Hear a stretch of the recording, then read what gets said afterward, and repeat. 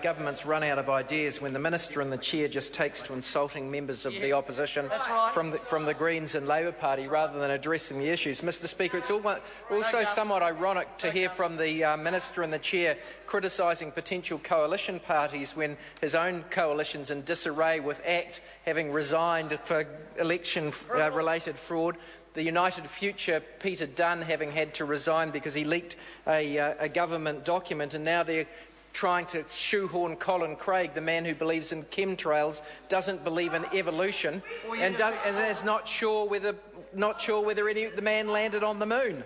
Mr Speaker, one of the reasons why our alternative budget went down pretty well was actually because the journalists, they believed it. They believed it on the basis of the numbers that were presented and our record win lunch in government. They said this is the Dominion. The party's approach is moderate and centrist, and there's no reason why it should frighten off middle-of-the-road voters.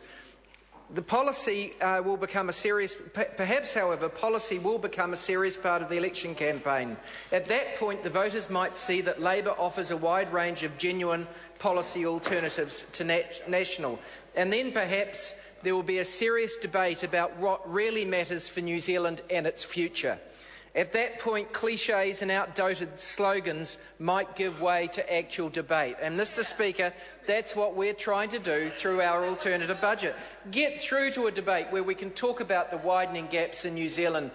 Not just the Labor Party saying that. The head of NZIER, the chief economist, said that the gaps are widening up between rich and poor suburbs in Auckland, between the regions and the large cities. We've got the lowest rate of home ownership in 50 years. We've had a trebling of luxury car sales. We've got increasing income gaps between wealthy suburbs and poor suburbs shown up in the census figures. And we've got more children than ever living in child poverty. Mr Speaker, against that background, we should be having a debate at this election as to whether the policies of the current government are making those gaps larger or they're reducing them. And the reality is we know that they are making them larger. And that's why Labor's economic plan, which we can now talk about because we've got past this tax and spend nonsense from the National Party, that accusation has been laid out for the public to see that it's just a hoax, Mr Speaker, and we can talk about what we need to grow the depth of capital markets.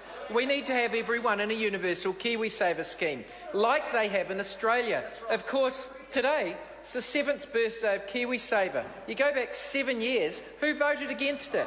The National Party. Who voted against the Cullen Fund that they now say is one of the National Party? They called it a dog. They get these big questions wrong all the time. Who voted against the tax, the surpluses that we ran when in government to reduce government? They wanted tax cuts weighted to the wealthy, as they always do. Mr Speaker, having built pools of capital in the same way that they do in Australia through universal work-based savings, you then need to get it going into the right part of the economy. Under National, too much of it goes into land speculation. One of the reasons why we've got the highest ever house prices on average in Auckland. Mr Speaker, a capital gains tax helps push that money that's currently chasing a tax advantage.